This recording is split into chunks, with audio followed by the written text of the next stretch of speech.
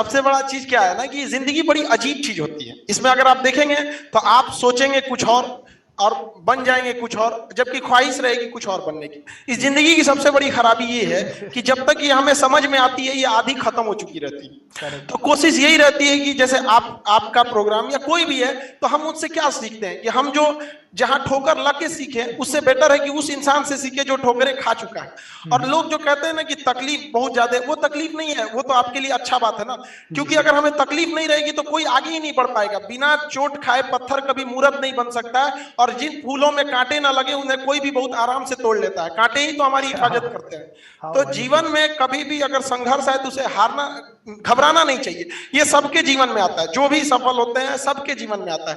ये एक part of life है, लेकिन इससे जीत के निकल जाना ये हमारे लिए एक आर्ट ऑफ लाइफ है। तो हर इंसान का जीवन में थोड़े बहुत संघर्ष आते हैं। हम लोग भी बचपन में फौजी बनना चाहते थे, तो हम लोग एनडीए का एग्जाम दिए, उसमें काफी टफ होता है। अब उस समय छोटे बच्चे 17-18 साल की एज में के लिए वो बहुत बड़ी बात हो जाती है। फिर एक इंटरव्यू होता है, वहां जाने के बाद पता चलता है कि मेरा हाथ टेढ़ा है। अगर आप ध्यान से देखेंगे तो मेरा हाथ में काफी ज्यादा एंगल बना हुआ है। ओके। तो ऐसी चीज में छटने के बाद ना आप कभी भी दोबारा इसे ठीक नहीं कर सकते। सपोज आप किसी मार्क्स से कम रहता तो आप हो सकता था कि आप अगली बार और मेहनत करके अच्छे मार्क्स लाते, लेकिन इसको कैसे सही करेंगे, मेरा दोनों हाथ ज्यादा टेढ़ा है। तो पहला तो मेरा वही एक गोल था कि हमें फौज में जाना है। आज भी अगर आप हमारे क्लासेस को देखिएगा तो जो टॉपिक फौज से रिलेटेड रहती है या इंटरनेशनल रिलेशन रहता है उसको हम इतना शिद्दत से बताते हैं ना, जिसे लगता ही नहीं मेरा ये सपना है। तो ऐसा लगता है कि नहीं हमको यहीं जाना था। तो वहां नहीं हो पाया, तब आदमी पढ़ाई को कंटिन्यू रखा था। तो धीरे धीरे बच्चों को पढ़ाना, कुछ फाइनेंशियली प्रॉब्लम भी रहती थी तो उससे भी काफी हेल्प हो जाता था। तो धीरे धीरे पढ़ाते पढ़ाते अचानक आदमी पटना में तो काफी ज्यादा लड़कों को जान पहचान हो गई। और लॉकडाउन जब लगा तो अजीब सा हो गया, क्योंकि हम सब लोग के लिए एक नया था लॉकडाउन, किसी को कोई पता नहीं था। और हमारे जैसे आदमी को टेक्नोलॉजी को तो कुछ आता ही नहीं, हमको फेसबुक चलाने नहीं आता है। और जो मेरा फेक अकाउंट बना रखा है किसी ने, उस पर 2 मिलियन लोग फॉलो कर रहे हैं उसको हमको आता नहीं है। हमारे जैसे आदमी के लिए लॉकडाउन तो बहुत दिक्कत हो जाएगा। तो हमारे कुछ दोस्त थे, उन्होंने कहा कि भाई देखो एक काम करो, हम लोग दुकान में बैठ के वीडियो शूट करते थे तो उसमें अच्छे नहीं हो पाते थे। और लॉकडाउन के वक्त में हम घर गए हुए थे और वहां पे अचानक लॉकडाउन लगा। अब मेरा सारा ये बोर्ड पढ़ाने वगैरह वाला ये पटना में ही रह गया। और लॉकडाउन जो शुरुआती लगा था 2020 वाला, वो काफी टफ था।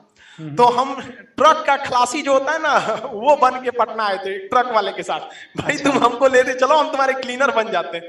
वहां से सारा क्लासरूम वगैरह वहां पे रखा हुआ है, वह सारा चीजें वहां से हम ये सेटअप वगैरह ले गए, खुद से सब सेट किए, अपना एक स्टूडियो बनाए। धीरे धीरे क्वालिटी सही हुआ, कभी माइक सही हुआ। लेकिन लड़कों की एक ये ख्वाहिश थी कि जो हम बच्चों को पढ़ाएं वो उनको कंप्लीट लगे। इसके बाद लगने लगे कि नहीं अब इससे ज्यादा मतलब हमारे लिए नहीं होता है। तो उनको कहीं ना कहीं एक चीज होता है, जैसे कोई टॉपिक करंट चल रहा है, तो जैसे अभी अफगान कॉन्फ्लिक्ट चल रहा है, तो सारे लड़कों का कहना है कि सर इस पे एक डिटेल्स चाहिए।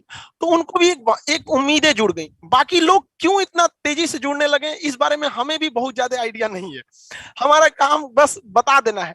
और स्टूडेंट लाइफ में कुछ दोस्तों ने काफी ज्यादा मेरा हेल्प किया था।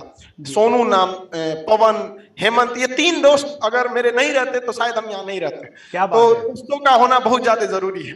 सोनू जी, हेमंत जी और पवन जी के लिए एक बार जोर से तालियां, क्योंकि यस किसी न किसी की लाइफ को बनाने के लिए कोई ना कोई होते हैं सर। और आपकी जिंदगी में सोनू जी, पवन जी एंड हेमंत जी, उन लोगों ने अपने पॉकेट खर्च से भी हमारा मतलब बहुत हेल्प किया। अब सोच सकते हैं कोई ग्रेजुएशन में रहता है तो उसके पास कहाँ ज्यादा रहते हैं, वो अपने पॉकेट खर्च से करते हैं। जी सर, बहुत ही बढ़िया।